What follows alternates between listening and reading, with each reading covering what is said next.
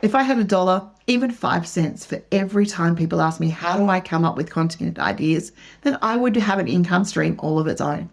I'm Linda Reed-Enever, Ideas and Impact Strategist, and welcome back to the Talk Podcast. Today we're diving into something that I get asked constantly, and it's by business owners, by marketers, by people alike, and that's how on earth do you come up with so much content? And more importantly, how do you make sure it actually works for your business? Now, I get it. You're out there, you're running a business, and you know that you should be creating content, whether it's for your social media, your newsletter, your blog, your marketing materials, and you're sitting there at that blank page in front of that screen going, what am I supposed to make? And do my customers actually want to hear about it? The thing that I know, the thing that I discovered, we've done ourselves, we've done with clients, the most powerful content is not born from sitting at that desk going, I've got to get some perfect content out. It comes from being curious about what's already happening in your business and in your customers' lives each and every day, and sharing that curiosity and what's going on with your clients. Welcome to the Talk Podcast with Ideas Strategist Linda Reed-Enever.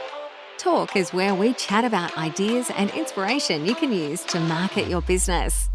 Get ready for practical tips you can implement today with your host, Linda Reed-Enever. So where do we find these content ideas from? I would like to share with you 5 reliable sources and then the frameworks that run with them to help you create your content. And the beautiful thing is you already have access to each and every one of them. Source number 1 is the questions that your customers keep asking. This is gold. It's your absolute treasure trove. Every question a customer asks you, every concern they have, every moment they raise or they said, oh, I had no idea, is a content opportunity waiting to happen. Think about the questions you answer repeatedly. How often should I do this? Why did this happen? Is this normal? What should I do if? Each of these represents hundreds of potential customers wondering the exact same thing. And because they're wondering the same thing, they're typing that thing into search. So that's how you get found. So action for this one is I want you to start a note on the phone right now or a notepad by their desk or wherever it is. And every time a customer asks you something, write it down. By the end of a week, you'll have more content ideas than what you know what to do with. I've seen it work time and time again for my clients, and it's the strategy I use myself when I'm creating content like this for you guys. Source number 2 is those myths that drive you crazy, and you know the ones I'm talking about. They're the ones that have you roll your eyes in your head, want to punch someone, and they are those persistent things that come up in your industry and they refuse to die. Here's the thing, the frustration you feel, that's your content radar pinging away at you.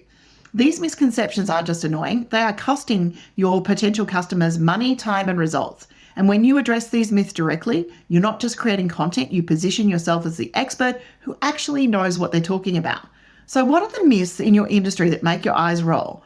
What common knowledge do you have to correct that over and over again?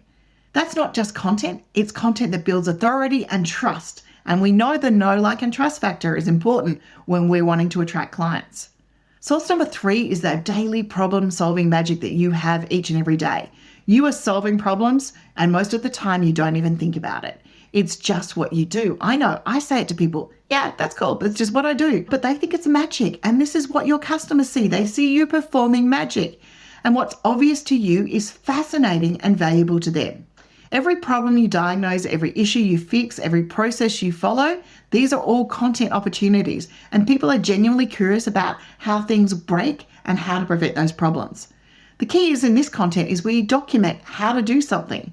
We share scenarios, and then we share real expertise that we demonstrate each and every single day within our business, and our customers appreciate us for that. Source number 4 is the rhythm of your business. Businesses and industries tend to follow a seasonal pattern. Now, whether it's in a pattern for the industry or whether it's a weather pattern, they are always often opportunities for content. So we think about, what do our customers worry about in January versus July? What problems spike during school holidays? When do people start planning for Christmas times, tax, summer holidays, and what maintenance should they be doing each and every season? When you align your content with these natural rhythms, you're speaking to people exactly when they're listening and they need your help the most. And source number 5 is taking the veil back and sharing the magic of behind the scenes. People are absolutely fascinated by how things work. They want to understand the process. They want to appreciate the skill and connect with that human behind the business. Your expertise feels like routine to you because it has become second nature, but it is genuinely interesting to others. The tools you use, the way you approach problems, the quality standards you maintain, the shortcuts you've learned, these help people understand why you charge what you charge and why they should come to you over your competitors. You don't need to document everything you do, but occasionally pulling back that curtain and showing the reality of your expertise creates connection and builds trust in a way that polished marketing simply cannot. My most engaged post for this week is a series of 3 coffee cups that were on my desk because it was a public holiday and I thought I'd just pop in here for a couple of hours. That was at 8 a.m. At 5:55, I finished. Now, I love what I do, don't get me wrong, so I was happy to be working. However, it's the reality of the business. And I wanted to share that with my people because I coach business owners just like you, that sometimes this is the reality.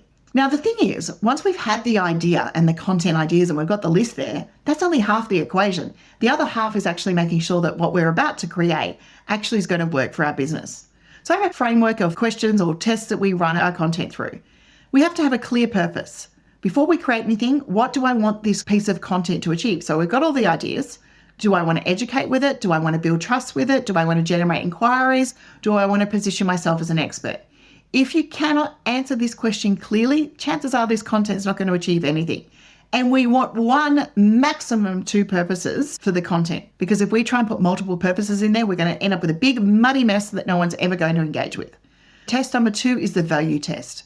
After you've created your content, read it back and say, if someone engaged with this, what would they know, think, or do differently? If the answer is nothing much, then we need to add a little bit more value and maybe expand on it a little bit further. Then we have the next step test because people need to be told what to do. So every piece of content should naturally guide people to some kind of next step. This might be save this for later. It might be things like the homework I give you in this podcast episode. It could be share this with someone who needs it or get in touch if you're experiencing this issue. It could even just be, let me know your thoughts in the comments. And by running your content through these tests, you now know that you've got content that delivered at the right time should engage with the right people. It's not going to mean we get perfect engagement all the time. It's not going to mean we get viral content, but it will mean that we have content that connects with the customers who need it most. And that's all we need in the end. We don't need the other factors. So let me address another one that I hear when it comes to content ideas, because we go through all of these and we share all the ideas and then I get, but Linda, I'm not a creative person. I'm not a natural writer. I'm not a speaker. It's okay. You do this all the time, and yes, I do. But here's the truth. You don't need to be any of those things to get out there and create content for your business. Most of the clients I work with, most of the effective content I see isn't created by content geniuses. It's created by business owners who genuinely understand their customers and they aren't afraid to be genuinely helpful, because helpful creates education, creates empowerment, and it creates engagement and it creates trust, which from all the other people out there sharing content is the one thing we need to do. So these are 3 simple content formats, like from the sources above, that are going to help you create content. First is the problem solution format. Start with a problem that your customers face, explain why it happens, share your solution, and then include a gentle call to action. It's simple, it's effective, and it's valuable. Then we come into that myth-busting format. All those myths that have been driving you crazy, you're going to state that common misconception, explain why it's wrong, and share the correct information. This positions you as the knowledgeable alternative to all the other sources out there. And if you don't do this, then they're going to continue believing the myths. And then the behind the scenes format. Go behind the scenes, show a process or technique or explain why you do something in a particular way. Share something that customers don't usually see. It will build trust through transparency. And here's something else that we notice. The business owners who create the most effective content aren't always the most active on social media. They're the ones who are the most tuned into their customers. The secret isn't about creating more content. It's about creating better content that specifically meets your audience needs right now when they need it. Quality is always going to beat quantity when it comes to business content that generates results.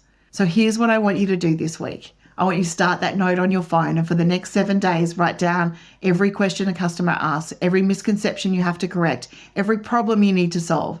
And then you should have at least 10 solid content ideas by week's end. Chances are it might happen inside the first day. Second, I want you to choose your most comfortable format. If you're a natural writer, start with simple problem solution posts.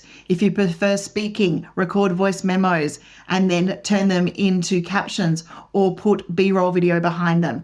And if you're a visual person, photograph your work or your process and add explanatory text. And if you're comfortable enough to get on video, then do it. Thirdly, I want you to commit to consistency over perfection. One helpful post a week for a year will transform your business more than posting daily and then forgetting about it after a month.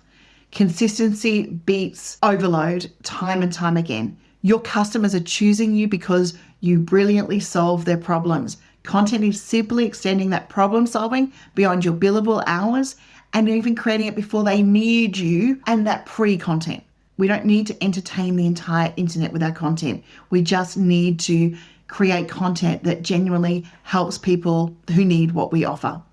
The content ideas that I would extract from you are already sitting there inside your head. They're in your daily conversations, inside your everyday expertise. You just need to start noticing them and sharing them with people who want to hear from you. That's a wrap for today's episode. If it's resonated with you, please share it with another business owner who's struggling with content creation. And if you implement any of these strategies, I genuinely, not just for content engagement, would love to know how you go. Either come back and comment on the podcast or reach out to me on social media. I'd love to hear how it goes. Until next time, remember, the most powerful content comes from the work that you're already doing and the conversations you're already having. You have so much more to share than you realize. Just get out there and share it. I'm Linda Reed-Enever, Ideas and Marketing Strategist. Thank you for listening. Thank you for listening to another episode of Talk with Linda Reed-Enever. Make sure you subscribe via your favourite podcast app so you don't miss the next great episode. You can find more ideas and inspiration at enevergroup.com.au. Weight Watchers now offers access to affordable GLP-1s. It works for members like, I'm Haley, and I've lost 100 pounds. Weight Watchers has everything I need, from weight loss medications to nutrition support and help with my side effects. It's all in one place. Weight Watchers handles the insurance for you and offers affordable cash pay options. With our program, our members are losing more weight with expert nutrition and side effect support. I'm Mike, and I've lost 135 pounds. Weight Watchers prescribing GLP-1 medications. It's been life-changing. I'm Sharia, and I lost 80 pounds on Weight Watchers. I realized that it would take more than a prescription to lose weight and feel good on a GLP-1. Better results, expert support, lose more weight, make it last. I can't imagine doing a GLP-1 without Weight Watchers. Get started for as low as $25 at weightwatchers.com/GLP-1. For over 60 years, we've helped millions of members find what works for them. Now, it's your turn. Weight Watchers. Watch it work.